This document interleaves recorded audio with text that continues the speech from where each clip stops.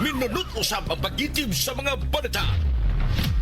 Why hunong ang mga personahe sa News and Public Affairs Department sa paghagpat sa mga balita ikan sa pagkaumol niini ngadto na sa labing uwahing kalambuan sa balita o paghatod ini kininyo pinaagi sa Double S News Roundup! Double S News Roundup ang hiniusap paghatod sa balita karon o kalambuan nini dinhi sa Double S News Roundup!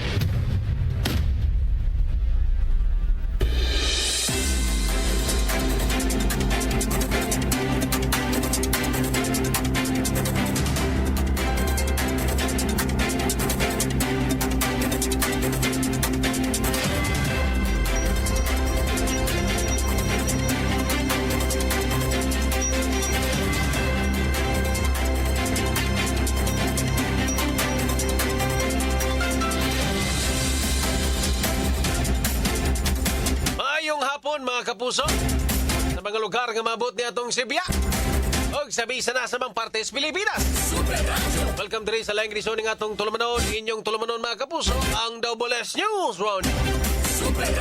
Adlaw karon nga Lunes mga kapuso,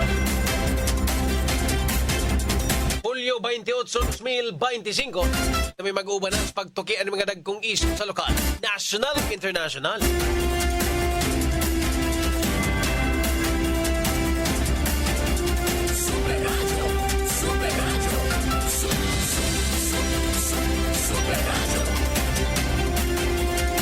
Mga kapuso, kini ang inyong ubos na lagad sa kahanginan, Super John Kim Patindol Bote. O para sa mga nag-unang balita karong adlaw mga kapuso. Super Radio Local News.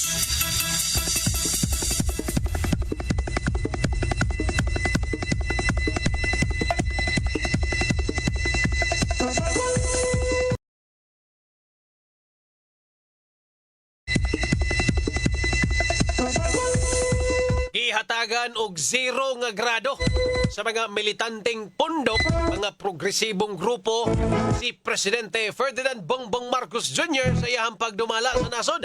Initaliwa sa pagpadangat sa Presidente sa iyahang ikaupat nga State of the Nation Address konsona karong adlaw. Atod pa ni Jaime Paglinawan, ang chairperson sa bagong alyansang Makabayan, Bayan Central Visayas, nga kung sila ang pahukmon, terminated na ang presidente sa iyang katungdanan, isip ang katawhan, Pilipino, maoy iyang amo.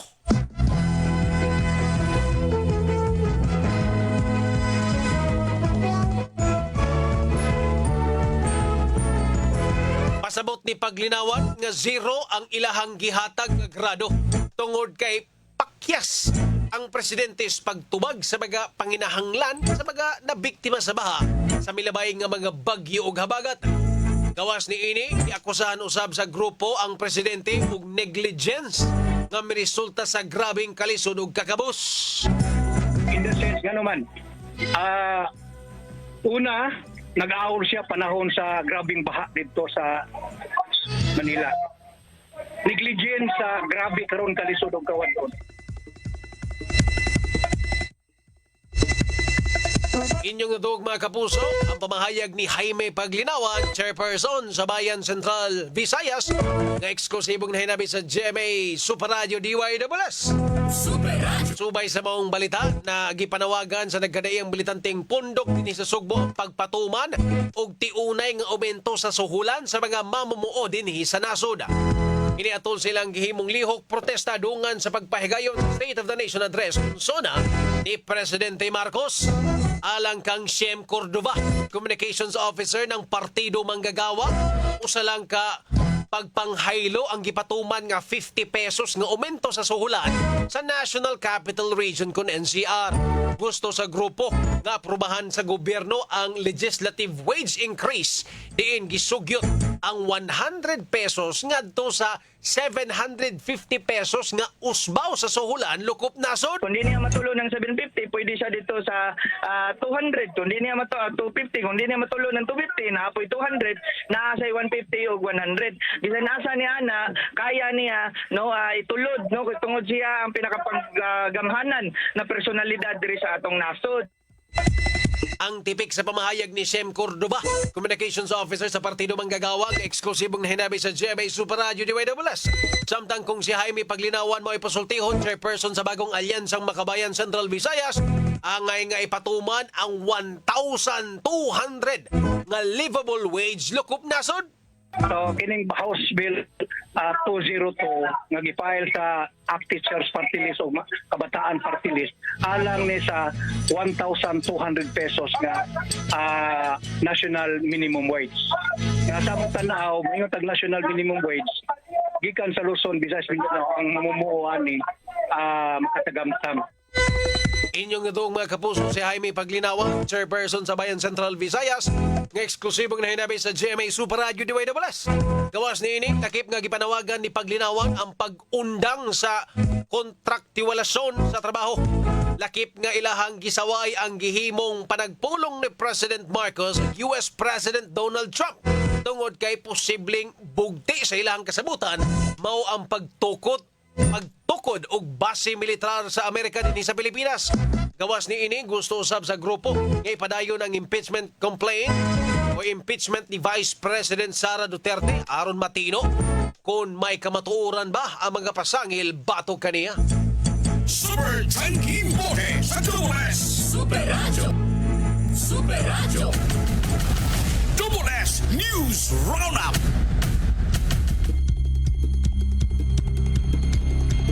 Okay mga kapuso, kita sa ba na ito magahisgotanan sa ito ang tulumanon sa Double-S News Roundup.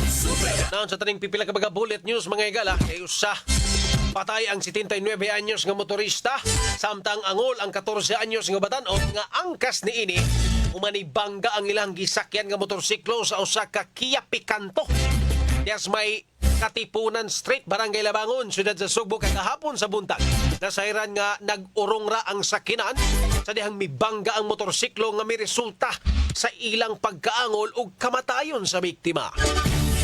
Super Radio. Super Radio.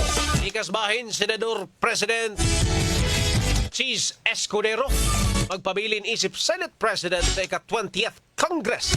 Samtang si Leyte 1st District Representative Martin Romualdez mga kapuso subling napili isip House Speaker human nakakuha og 269 ka mga botos. Super Radio. Super Radio. Para sa State of the Nation Address ni President Bongbong Marcos Jr. mga igala, usa sa mga na-mentions presidente, no? Kining kuan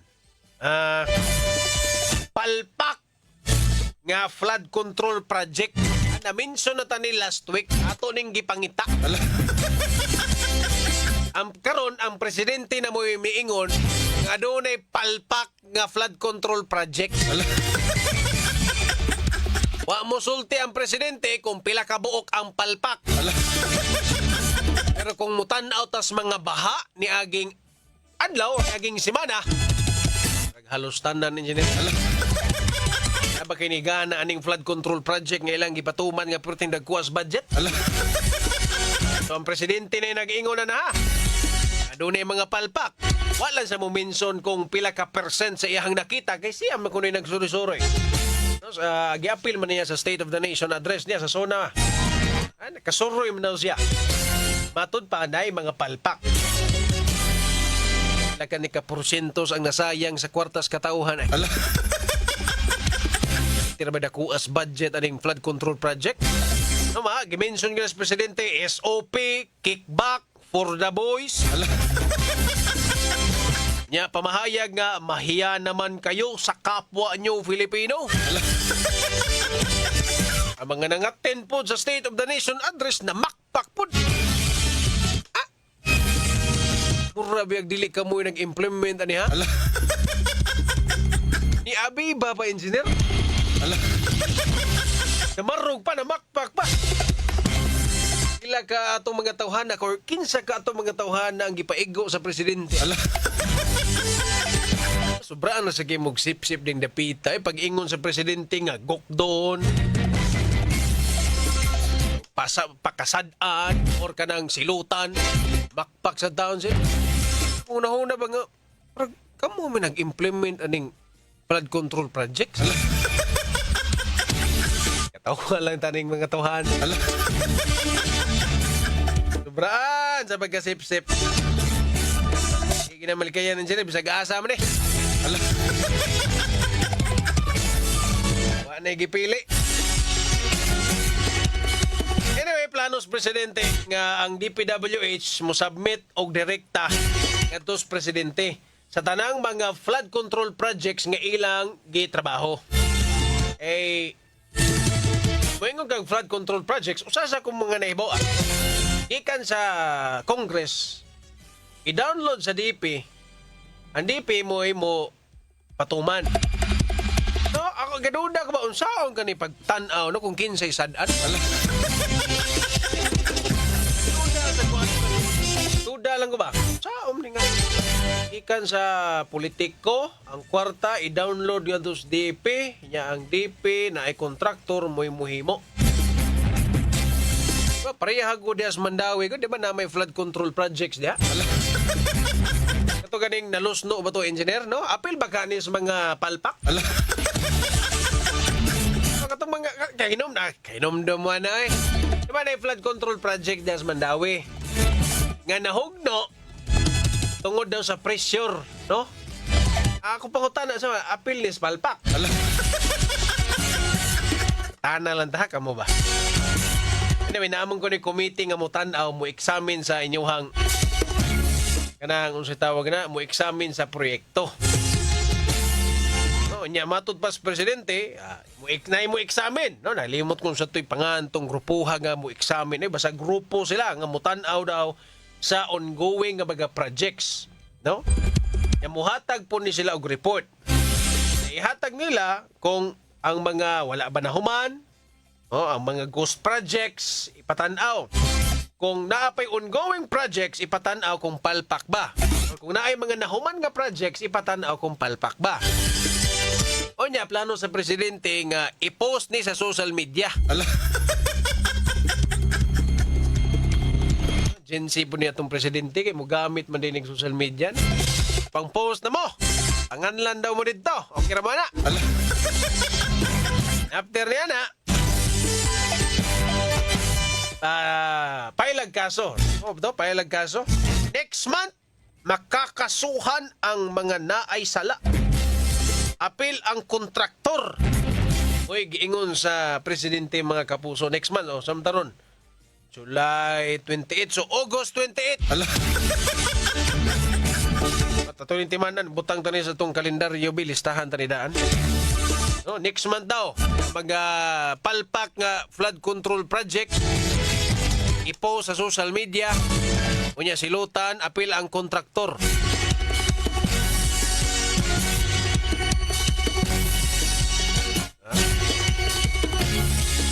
Sayangas oras aning ginahitabo eh. So ang presidente naka-identify ginis mga SOP. Kinsa to mga tawhana nga na SOP kickback for the boys ha. Murag Mr. President common man eh. Common ni siya murag hasta sigurong mga ordinaryo nga mga kuan tao nga naminaw sa State of the Nation ba. Karon pa ang presidente ana. Grabe siguro nga SOP. No, kanang sobraan ka SOP. No, kana. SOP sa normal nga project marag siya unang panahon pa man Mr. President. May nag-usab ron o magyapon na ron. Kung siguro ron ang nausab ang percentage ba gikan sa 10%. Takibaw ron 50% na ang kickback. Anyway, tiwason tani tanan mga kapus. Nagbalik ning pila ka mga commercial. Lutson sa tani. Agato ang mga commercial. Soy sa mga balita, Double S News Roundup. Super Radio Reports.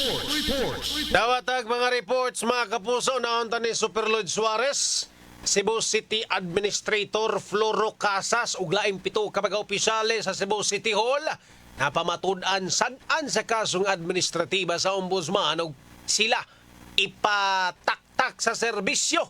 Super Lloyd. Pasok! Super Radio. Kanhi Cebu City Administrator Attorney Floro Casas Jr. ug ubang mga opisyalis sa Cebu City Government o mga private individuals na matud-an kini sa ombudsman nga sad-an sa mga kasong kriminal o administratiba kabahin sa 239 milyones pesos nga anomalya sa garbage collection. Gawas nga ipataktak sa serbisyo, ipataral sa korte o mga kasong kriminal nga Anti-Graft and Corrupt Practices Act o malversation of public funds property. Dakip sa kasuhan nga mga opisyalis o ipadismiss sa serbisyo mao sila si Attorney John Diego Dacua, Grace Luardo Selva, Alin Cibalios, Romilito Datan, Mark Ogbinar, Jerome Ornopia o si Marie Bay Fernandez Reyes kani City Treasurer. Sila si Attorney Casas o pito ka mga opisyalis na matud-an sad-an sa mga kasong administratiba nga gross neglect of duty o conduct prejudicial to the business interest of the service. Gawas sa dismissal from the service, ipamtangan sab sila o mga accessory penalties sama sa cancellation of eligibility, forfeiture of retirement benefits, perpetual disqualification to hold public office o di natugdan nga makatake og civil service exams. Samtang sa kasong kriminal, ipapil usab ang mga pribadong individual na sila si Jaira Angelique Ruiz Javier, John David Javier o si Erica Miqueno. Una nini, si kani Cebu City Mayor, kani City Vice Mayor Michael Rama, mo inihangyo sa NBI 7 nga paimbestigahan ang garbage collection o ang kontrata tali sa syudad o sa Docas JJ&J Construction. Nasubay nilang Direktor Renan Oliva nga grabe gyud ang anomalya sa garbage collection kay dunay mga ghost deliveries sa mga basura ngadto sa ARN dam site sa Binaliw o gipabayran sa Cebu City Government og Minalyong Salapi. Ang NBI 7 unang merekomendar nga itaral sila nga Attorney Casas sa kasong plunder. Kini si Lloyd Suarez sa GV Super Radio DWS, dapat totoo. Super Radio. Driver sa modern PUJ nga nag-viral kay niagi sa sidewalk, ipatawag sa traffic chief sa Mandawi City. Super Norman, pasok! Super Radio. Kaya sa Parjan Kim, isyuhan na og TOP, Temporary Operator sa Permit, reckless driving ang maong driver sa Parjan Kim. Kumikan kay ni agi ni siya, diyan naman siya nag-agis sa may sidewalk. No? Diyan may tabo sa may MC Briones Highway, Barangay Tipolo, syudad sa Mandawi. Naagyo na tungod anang usa ka kumparya sa ilimnon nga beer Super John Kim. Kining driver sa modern PUJ, 33 anyos, ganito ni sa lungsod sa Medellin. Mato pa niya ngadto sa traffic chief nga si Hil Ritoya nga nahagit lang siya sa trailer truck. Matod pa wagid siya maka-overtake o gahinungdan nga dinhi siya miagi sa may sidewalk apan wagid siya kalapos. Kumikan kay gamay ra kayo ang sidewalk unya traffic pa sa unahan. Ang driver sa modern PUJ giisuhan ni siya og TOP matupan ni Ritoya og kaso sab nga reckless driving o ganang driving along the sidewalk.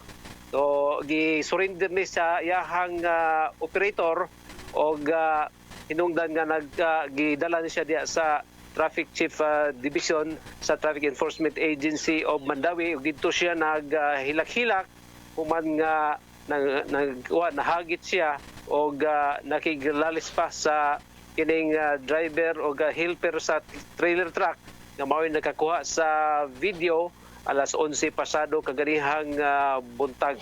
So ang maong modern na PUJ driver ang walang una pa mamanihoa sa iyahang operator gumikan usab ni ining kalapasan. Nawagan si Ritoya ngadto sa uban pa nga mga driver nga mosunod lang gyud sa traffic law bisan pa man og traffic kayo og noted usab niya kini uban pa nga mga modern PUJ driver nga daghan sab ang reklamo nga miabot sab sa iyang buhatan.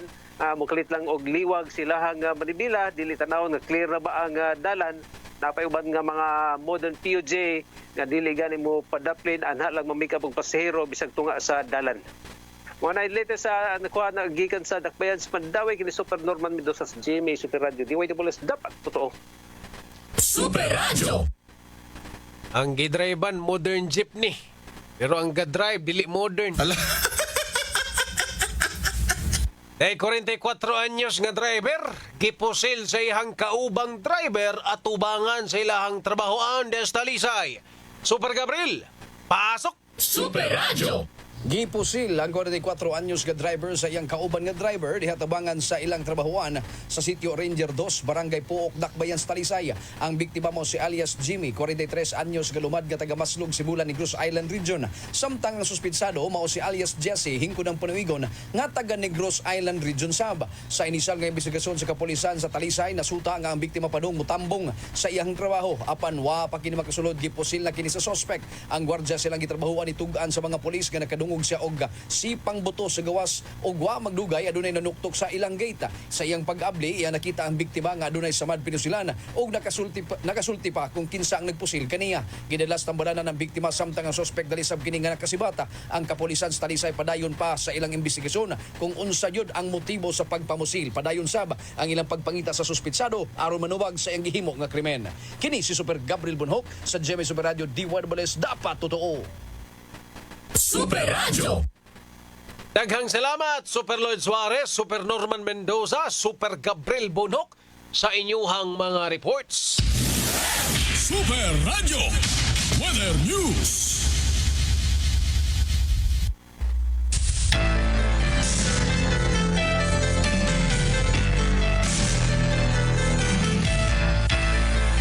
Mga kapuso, alang sa update sa dagan sa panahon, sa atuang linya si Sir Mark Gales sa pagkasamagtan. Sir Mark, mayong gabi. May gabi, Sir John Game, o sa atong mga suking tigpaminaw, itong latest update. Bahin sa kahimtang sa itong panahon, karong hapuna, ito na sa masunod pang mga adlaw. Padayon nag-apekto ang southwest monsoon kung habagat sa dakong bahin sa nasod. Kining habagat, padayon ginainhas o ginahatak sa duha ka bagyo gawas sa tuwang Philippine Area of Responsibility, kanhing si Bagyong Emong o si Typhoon Crosa. Kini mga bagyuha, wala na ni direktang epekto sa nasod o wala ito nakita na maka-apekto pa ni hindi sa itong dapit sa masunod na mga adlaw.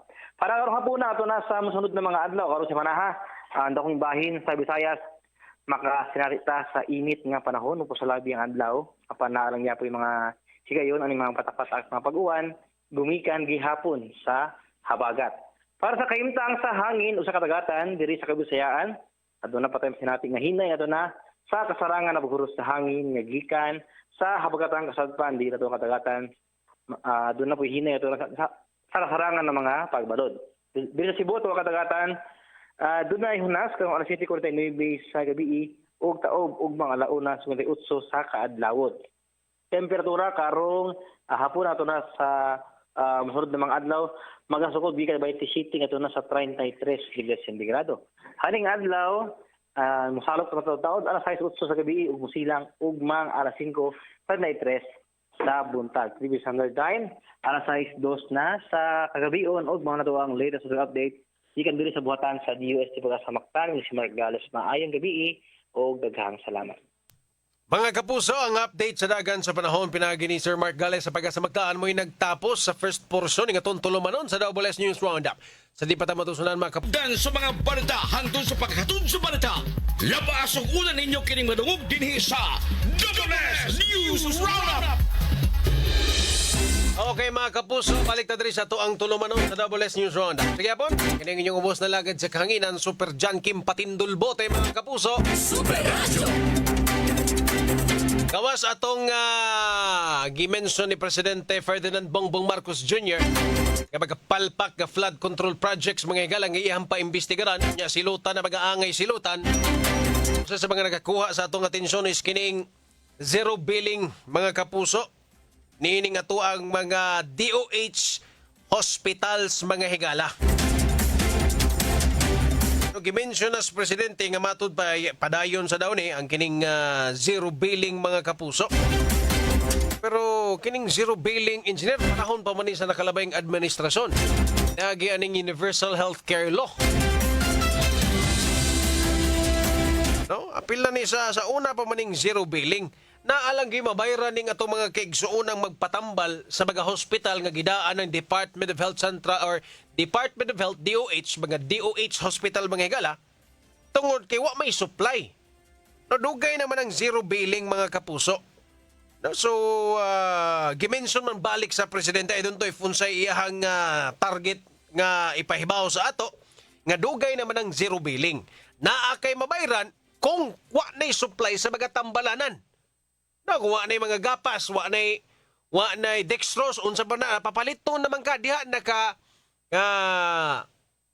magkagasto. No? So, I'm not sure kung anong dimension ni balik sa presidente mga igala ang kining zero billing policy basta DOH nga hospitals mga kapuso. No? Kaya mo magunay kamatuoran.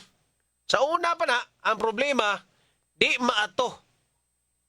Sa kadaghang mga pasyente nga muanha sa mga libre nga mga hospitals, maabot ang time nga mahotdan og supplies. Unya, gobyerno biya taday. Kumupalit ang hospital og supply, maabdag si MC Yam. Munay kamatuoran sa mga tambalanan karon nga libre. Dugay maabot kay procurement process mo agi pagbidding daghan kay mga chichiburitsi. Ang ending kung manginahanglan na ka og tabang sa mga tambalanan mo ingon din ang doktor nga, sir, wa ra ba tay supply ani sir? Makagasto gyud ka. Mo ta dapat na I think tagaan og pagtagad. No? Sa to ang government kay dugay na kay ng zero billing policy panahon pa ng Duterte. I think 2020 COVID-19 times na implement man ning universal healthcare law. Nag zero billing na ta sa mga tambalanan. Kanilang yun, taon-taon na nga problema. Once nga mahotdan og tambal, mahotdan og mga supplies ang ato ang mga tambalanan, pareha ng tambalanan di Talisay, diri sa Cebu City, Vicente Soto Memorial Medical Center. Once nga mahotdan na og supply, ikaw gyoy makapalit para makapadayon ang serbisyong panglawas, mga kapuso. Anyway, ato sa nipalutso na ito ang mga commercials atong takna. Kalampuan sa mga balita ikan sa kwerpos nga pulisan ug bisan asang suok sa katiligban. Double S News Roundup. Ugma na ta mo basa og mga comments mga kapuso. Grabe overtime na to ron. Nagyapon, kini ang inyong ubos na lagad sa kahangin. Super John Kim Patindulbot katang ang 24 oras mo sunod na. Ayong gabi mga kapuso, daghang salamat mga kapuso, dapat totoo.